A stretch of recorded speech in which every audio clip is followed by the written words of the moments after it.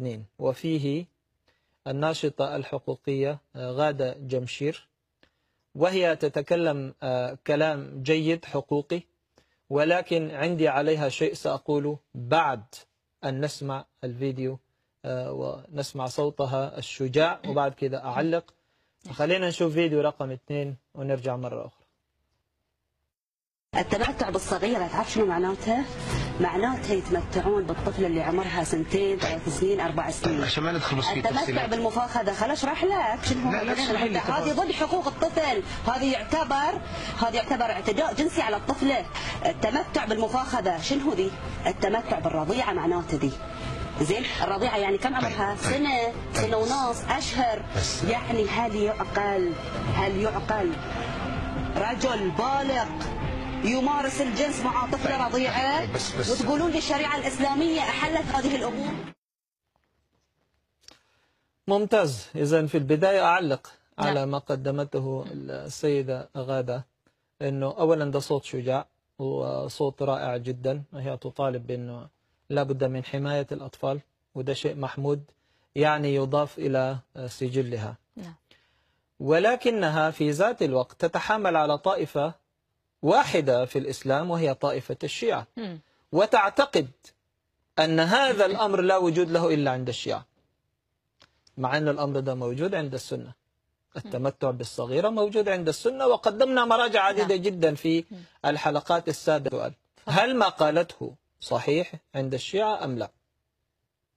طيب، هذه بداية أريد أن أبدأ بها. نعم، ما قالته صحيح. خلينا أقدم بعض التفاسير هنا في تفسير التبيان الجامع لعلوم القرآن للمفسر الطوسي. صراحة في سورة واللائي لم يحضن الطلاق 4 قال واللائي لم يحضن الصغار. هذه واضحة. إذن يعني من حيث الاتفاق في هذه الجزئية أن الصغيرة يمكن الاستمتاع بها، ولكن عند الشيعة لا يمكن الدخول بها إلا في سن 9. يعتقدون أن سن 9 هو سن يعني ناضج. هو ده كلام فاضي طبعا، لا علاقة له لا بعلم ولا بأي شيء آخر. الكلمة البائسة الطفلة المسلمة. المسألة 12 يقول الخميني لا يجوز وطء الزوجة يعني الجنس الكامل معها قبل إكمال 9 سنين دواما كان النكاح أو منقطعا. يعني لو كان زواج متصل متواصل أو كان زواج متعة مؤقت، كان النكاح يعني دايم أو منقطع لفترة محددة يكمل. وأما سائر الاستمتاعات كاللمس بشهوة والضم وهذه الكلمة فلا بأس بها حتى في الرضيعة. حتى في الرضيعة. أصحاب العقول يعني يجب أن ينتبهوا هنا يعني إلى خطورة هذا الكلام. حتى في الرضيعة. هل هذا الرجل بالغ يمارس الجنس مع طفلة رضيعة؟ وكيف عقلتي وكيف قبلتي رجل بالغ عمره 54 سنة يمارس الجنس مع طفلة عمرها 9 سنوات؟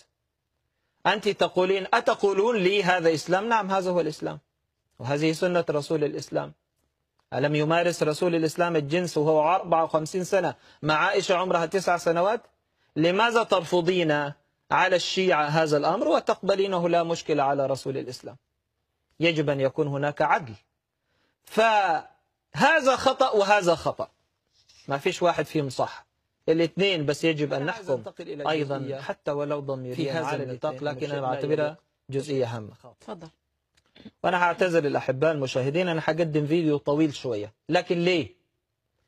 لأنه أنا يمكن أن أتكلم كثيرا بمراجع وهو شيء جيد، ولكن جيد أيضا أو بالأكثر أن يتكلم شيخ مسلم في هذا الأمر. فهو فيديو طويل فيه شيخ شيعي أتى في التسجيل بشيخ سني، وهذا الشيخ السني يعير الشيعة نعم. ويقول لهم كيف تقبلون الاستمتاع بالرضيعة. نعم. وفي ذات التسجيل يرد الشيخ الشيعي عليه ويقول له يعني ببساطة الموضوع عندي وعندك، أنت جاي تعير مين؟ تعال أجيب لك من كتبك. وراح جايب له من الكتب بتاعه. أي إنسان يقبل أن يأتي إلى رضيعة عمرها لم يتجاوز السنة، 5 أشهر 6 أشهر 10 أشهر سنة سنتان رضيعة، قال يتمتع بها، يقبلها، يضمها، يتفخذها. لا أستطيع أن أتكلم. ماذا أقول؟ سمعتوا معي كلامه وشنو ألفاظه يعني سيئة. أنا ما أبي أنزل لمستواه، ما أبي أنزل لمستواه.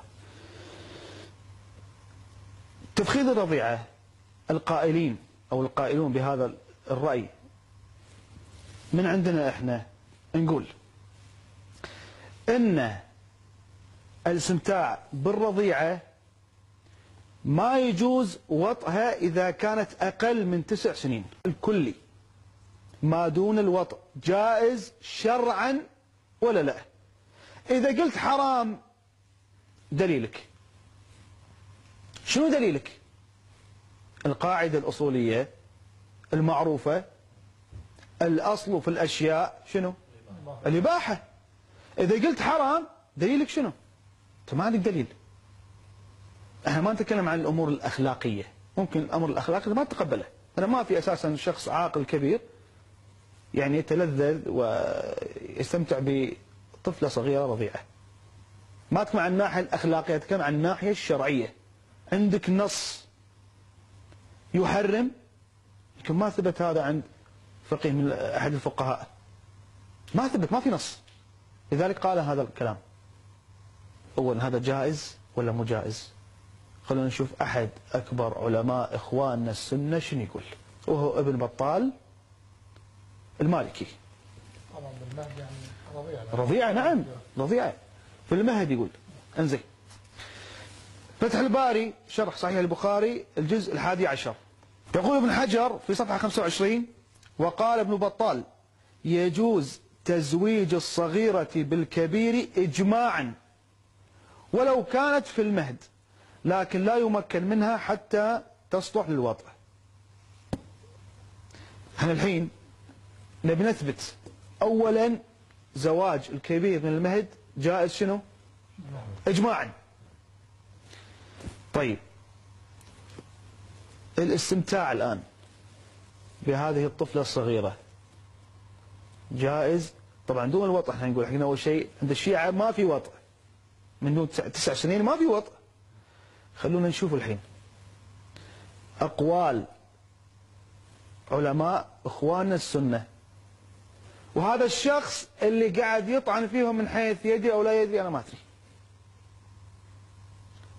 شوفوا معاي شرح مسلم للنووي في الجزء 3 في صفحة 577 باب جواز تزويج الأب البكر الصغيرة.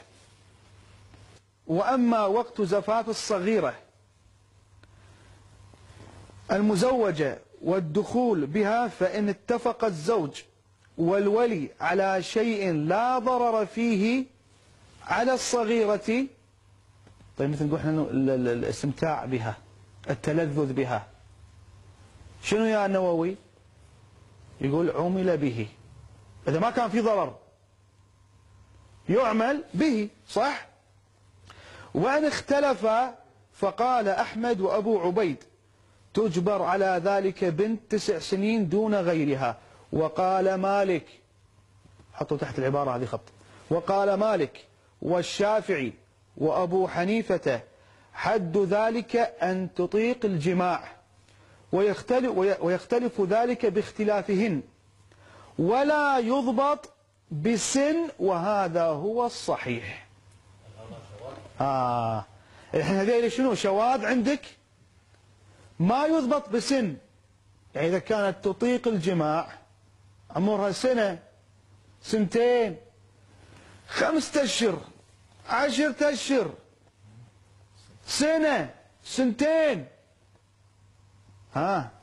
لكن تطيق الجماع يقول لك صحيح إذا ما كان في ضرر. الحين ايش رايك انت؟ كل الالفاظ اللي قلتها وتتهم في الشيعة الحين تتهم في علماء اخوان السنة؟ طبعا هو يعتقد ان هذول ائمته، فبالتالي يسب التي يتم تبادلها بين الشيعة والسنة في الموضوع ده بالذات. انتوا الاثنين بتعايروا بعض، خلاص انتوا شوفوا فين الاصل، فين اصل المشكلة. انتوا مجرد ناس ورثتوا هذه الكارثة، هذه الجريمة البشعة. خلاص نظفوا العقيدة منها، طلعوها برا، ارموها، لا تصلح اصلا لا في الماضي، ولا اذا كانت لا تصلح في الماضي فبالتأكيد لن تصلح هذه الايام. لكن هنا انا عندي وقفة على بعض العبارات اللي تذكرها الشيخ. تفضل. في البداية الفيديو قال أنا لا أتكلم من الناحية الأخلاقية. نعم. أنا أتكلم من الناحية الشرعية. دي كارثة. كارثة حينما يكون الشرع ضد الأخلاق. الشرع ضد الأخلاق. ويقول لك الإسلام دين الفطرة. هو دين الفطرة، سنة وشيعة، يتم ممارسة الجنس مع طفلة صغيرة وما يسمى بين قوسين كبار يعني الاستمتاع بها، هو دي الفطرة. فكيف يكون الشرع ضد الأخلاق؟ يقول لا أنا لا أتكلم من الناحية الأخلاقية، أتكلم من الناحية الشرعية.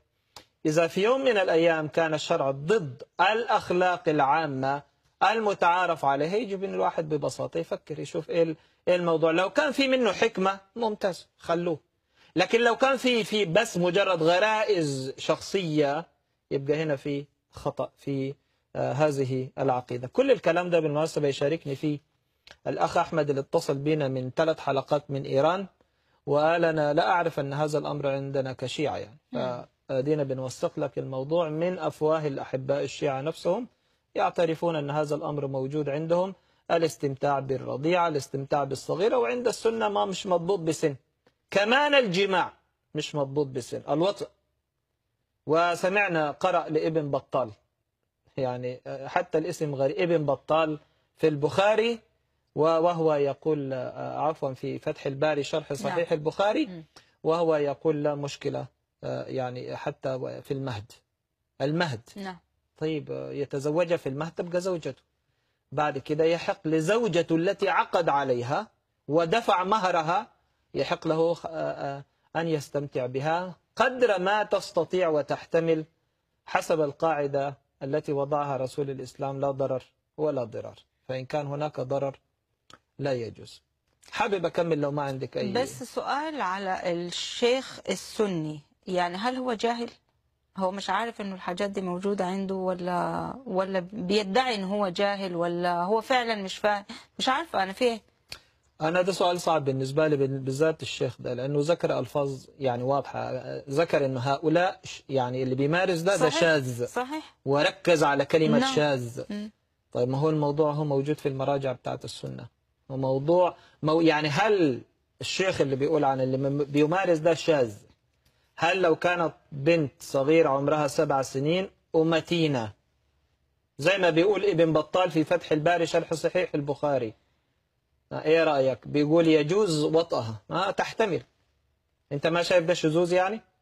هم كله على بعضه بصراحة الموضوع شذوذ وخطأ. لازم يكون الإنسان عنده من الشجاعة ما يكفي أن يقول هذا الأمر خطأ. طيب موقف المسلم السني النهاردة، هو المسلم السني اللي بيسمعنا النهاردة وشاف كل الكلام ده وسمعه، المفروض أن يكون عنده موقف بعد ما فهم، على أساس أنه هو ما كانش فاهم. صحيح. طيب كنت يعني بتشتم وبتهزئ في الشيعي لأنه بيمارس الموضوع ده. طيب هو ده طلع تشريع إسلامي عام لكل المسلمين. طيب موقفك النهاردة يعني يحق، يعني مسموح إذا هو حابب يعمل كده. نعم. يعني مباح. أيوة. طيب ما هو يعني بيحتقر الشيعي بسبب الموضوع بسبب ده. جهله، كان جاهل لا يعرف. طيب لكن ربما هذه الحلقات تساعد